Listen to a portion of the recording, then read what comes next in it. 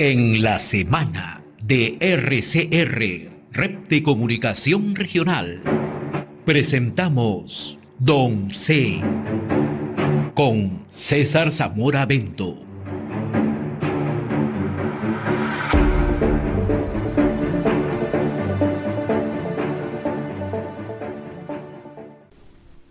Como cada semana le damos la bienvenida a César Zamora Bento, economista, analista en temas políticos, y nos acompaña en la secuencia 11. César, qué gusto saludarte, ¿cómo te va? Buen día. Buenos días, José. Aquí siempre nos sorprenden estas noticias, estos cambios de gabinete inesperados y nos preocupa sobre todo. Sí, una semana bastante intensa, bastante movida, pero también desconcertante, ¿no? La posición de Perú ante Venezuela, en 3 días, 3 versiones diferentes, ¿no? Por un lado. Segundo, ya toma más fuerza este acercamiento, este contubernio entre la presidenta Dina Boluarte, Fuerza Popular, Alianza para el Progreso, Vladimir Cerrón, ¿no? ¿Cómo entender todo esto, César? Bueno, en primer lugar, el cambio de gabinete, 4 ministros, ha servido para camuflar una decisión digamos, totalmente imprudente, ¿no? Sacar al canciller a portas de APET en una controversia internacional respecto de Venezuela, en una posición que la Cancillería tomó firme y que los peruanos que conocemos la historia validamos y apoyábamos. Y imprudente porque está prácticamente mostrando al mundo la vocación que tiene el gobierno de Dina Boluarte de aliarse a los foros internacionales del socialismo, del nuevo orden socialista mundial, que es, por ejemplo, el Foro de Sao Paulo, el Foro de Puebla en México. Y lo único que está demostrando es una sumisión ideológica de parte del gobierno a estos espacios internacionales que, lejos de ser una solución para el desarrollo de los países, la someten a una miseria y una pobreza con conflictividad social y con desorden en la sociedad respecto de los principales problemas, que es reactivación económica, lucha contra la delincuencia, entre otros aspectos cruciales para nuestro país. Entonces, me quedo con esta definición de que ha sido una decisión imprudente y desnuda la vocación socializante de parte del gobierno de Dina Boluarte. Ahora, hay otro hecho que está marcando la postura que adopta el gobierno, y es la forma permanente como ya actúa Vladimir Cerrón, ¿no? Con un total desparpajo, desafiando abiertamente a las autoridades, desafiando abiertamente al país. Ya ayer nuevamente se ha presentado una conferencia virtual.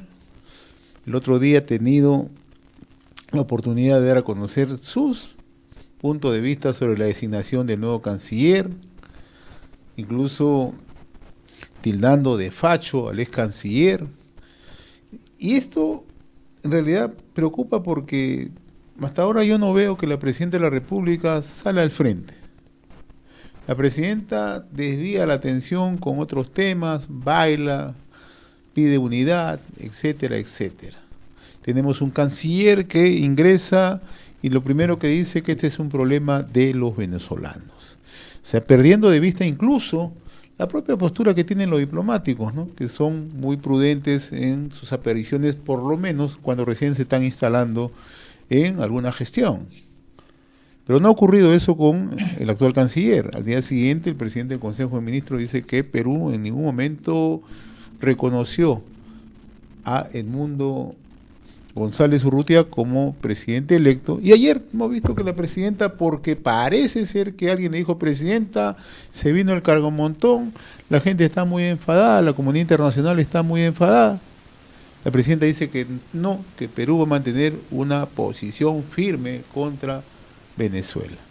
3 versiones en un solo día, el accionar de Vladimir Cerrón y el silencio, con esto quiero concluir, de Fuerza Popular, de Alianza para el Progreso. Te puse todo este preámbulo, César, porque ¿cuál es la percepción que tienes? O sea, aquí en los temas nacionales, en los temas puntuales, hay quienes se están poniendo al costado. ¿Por qué tipo de intereses?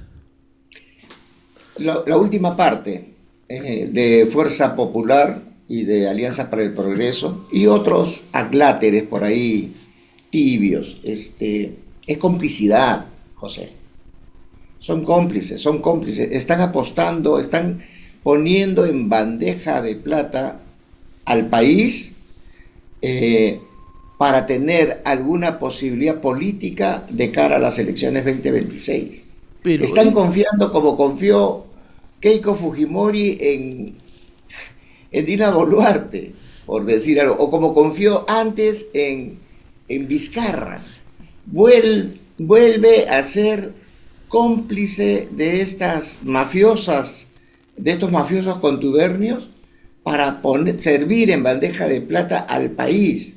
En el caso de Dina Boluarte y las versiones que se han ido tejiendo a lo largo de la semana, yo me quedo con la versión que siempre hemos sostenido y que ellos no lo dicen en palabras, pero sí en hechos. Los hechos concretos es que estamos ante un gobierno, ¿no?, socialista, con un gobierno intervencionista. No el socialismo que nosotros conocemos, no ese socialismo marxista, ojo.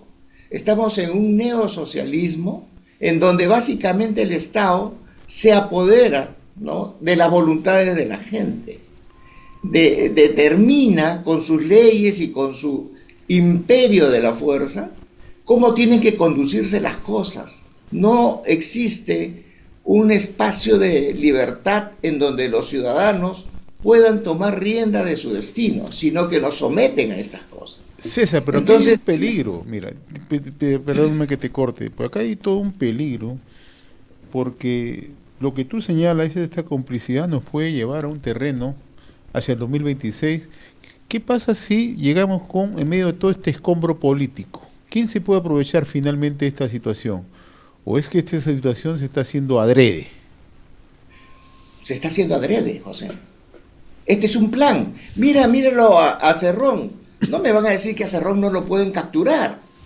No lo quieren capturar. Hay un mandato desde arriba para que no lo capturen y para que él siga operando. Y él sigue operando, a pesar de que tiene una sentencia.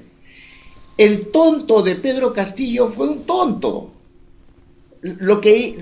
A Pedro Castillo lo han tomado esta gran mafia y Pedro Castillo se la creyó que era el líder nato, natural. No, lo pusieron allí como un muñeco y después lo pusieron en la cárcel porque ellos fueron los que lo pusieron en la cárcel para que sirva como distractivo, ¿no?, mientras se organizaban y reorganizaban.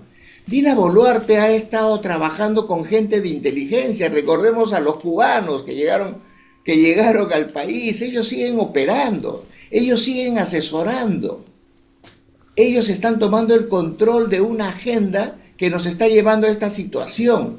Y por allí se les escapó un canciller, ¿no?, González Olechea, que les complicó la situación y les ha llamado mucho la atención. No por el poder de Venezuela, te digo. Venezuela sigue siendo otro muñeco que es manejado por estos grandes foros, ¿no?, socialistas en el mundo, que buscan un nuevo orden. Ellos han utilizado Venezuela, ellos han utilizado a Pedro Castillo y ahora siguen trabajando su agenda. Y preocupante, ¿por qué? Porque como tú muy bien sabes, se vienen unas elecciones y lo más probable es que de manera camuflada, disimulada, en complicidad con Fuerza Popular y Alianza para el Progreso, podamos sufrir las consecuencias de llevarnos por un gobierno socialista. No, vuelvo a repetir, no ese socialismo marxista, porque eso ya murió, sino un socialismo de intervención del Estado, ¿no?, para subyugar a la población en sus intereses políticos, económicos y sociales. Entonces, estamos en grave peligro, ya se demostró, nadie puede ser tonto para no darse cuenta de que este cambio en el tablero de los fajines ministeriales ha sido una jugada de desnudez y de desesperación, porque no contaban con la firmeza de González Olaechea, y así que hay que sacarlo. Y lo han sacado de la manera más abrupta y más imprudente que se ha podido hacer, ¿no? Ahora, ¿hacia dónde nos lleva, hacia dónde nos conduce todo esto? Porque ya vemos que en el Congreso de la República también se actúa con la misma impunidad, se actúa con la misma desfachatez. Los colectivos en el Congreso, las bancadas en el Congreso, habrá visto cómo se han ido distribuyendo incluso comisiones a su medida, a su gusto, cediendo ante las presiones, los cambios que han ocurrido. El caso, por ejemplo, de Podemos Perú, ¿no? ¿Cómo explicar todo eso? O sea, estamos frente a un riesgo inminente que mucha gente se esté disfrazando de demócrata cuando en el fondo eso no es así. El Congreso de la República es el espacio donde se firman esos acuerdos nefastos. Ahí están las fuerzas políticas y ahí es donde se confabulan. Y mira qué casualidad en todo este escenario. Si tú lo llevas, la parte política internacional, el cambio de la Cancillería, la abierta manifestación de estos foros socialistas que quieren enquistarse en el poder, y lo ves al intestino, al interior, fiscalía persecutora, poder judicial, con los graves problemas de identificar y castigar el delito, cómplice, con una Junta Nacional de Justicia totalmente, se sabe cuál es su vocación en cuanto al poder que ellos ejercen. Entonces uno dice, caramba, nos están atacando no solamente por fuera, sino que nos estamos atacando por dentro también. Y las fuerzas políticas vienen siendo los cómplices solamente por tener una oportunidad, ni siquiera la tienen asegurada, de formar parte del gobierno a partir del 2026. Esa situación de desmedida de poder enceguece y hace, repito, que pongan a nuestro país en bandeja a estos grupos internacionales que lo que quieren hacer en América del Sur es un fortín de fuerzas políticas socialistas para hacer frente al otro bloque, ¿no?, que al final van a competir y las consecuencias van a ser nefastas en esa pugna ideológica para los peruanos que queremos surgir, que queremos desarrollo, que queremos bienestar, que queremos libertades. Nuestras libertades, José, cada vez se acortan, se coactan con este sistema pseudo democrático que estamos viendo en el país, y cada vez hay más pobreza, cada vez hay más violencia. Al final, mira, el Estado te cobra impuestos supuestamente para darte seguridad. Los delincuentes del crimen organizado te cobran para apreciar tu vida. Entonces, ¿por qué no le dejamos de pagar al Estado y le pagamos a los delincuentes y así ya no nos matan? ¿Qué sentido tiene que como ciudadanos estemos pagando a los dos cuando el gobierno es inútil, deja que las cosas sucedan para la zozobra de los ciudadanos y a la vez el ciudadano, el pequeño empresario, tiene que pagar a la delincuencia? Entonces estamos en una situación compleja donde no hay gobierno, donde todo es manipulación y nos inunda el crimen y las crisis económicas que al final nos va a llevar a la miseria y a la desesperación, José. Otro tema que no quiero dejar al margen, César, ¿cómo estás mirando la situación en Petroperú? El directorio emitió un comunicado, primero trazando una radiografía cómo se encuentra Petroperú, pero luego a la par dio 3 posibles escenarios en el cual tendría que adoptar el gobierno. ¿Cómo estás mirando esta situación?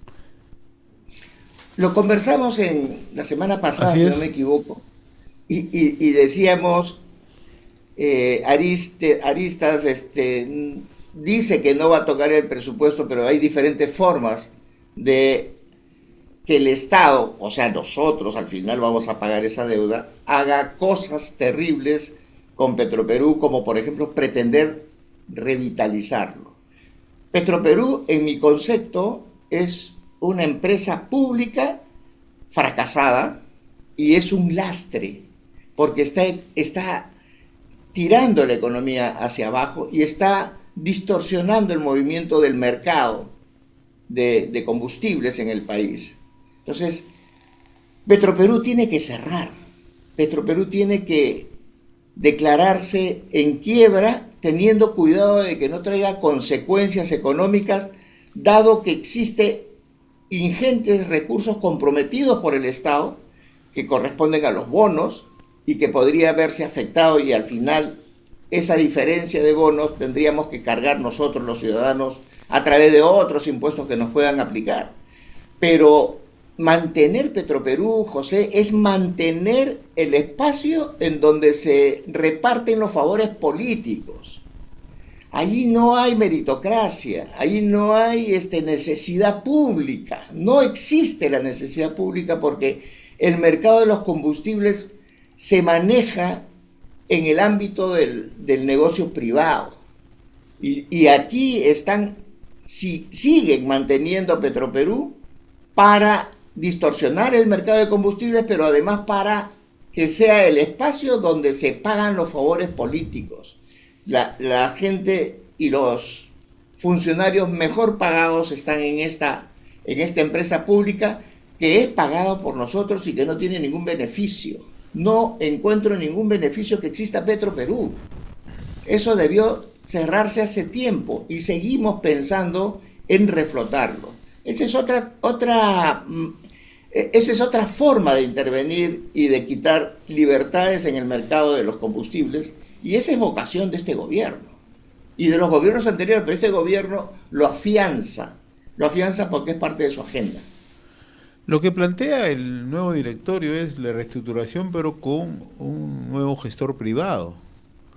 Y naturalmente para ello requiere inversión. Para ti esa no es la salida. ¿Cuál es la salida? ¿La liquidación? No, porque el privado, o sea, voy a gerenciar esta empresa que es pública, que se domina o se maneja por decisiones políticas antes de técnicas. No, pues dame la empresa a mí como privado y yo la manejo, y seguramente voy a tener mejores resultados. Gestores privados, ¿qué? Un gerente. Contratan a César Zamora para gerenciar Petroperú. Esa es la solución, cuando a César Zamora le están llamando por teléfono para que ponga a funcionarios vinculados con el gobierno y que sean de agrado del gobierno. No me parece. Para mí es cortar por lo sano, liberalizar, cerrar Petroperú y dejar que el mercado de combustibles funcione. No tengo ninguna motivación para seguir manteniendo una empresa pública tan desastrosa como Petroperú. Muy bien, mi estimado César, como siempre muy reconocido por esta comunicación cada semana a través de Don C. Un fuerte abrazo, que tengas un fin de semana bonito. Un buen fin de semana para ti, José, y bueno, hay que esperar el desenlace de todo este drama, ¿no? Estoy preocupado realmente. Muy bien, César. Te agradezco como siempre la gentileza.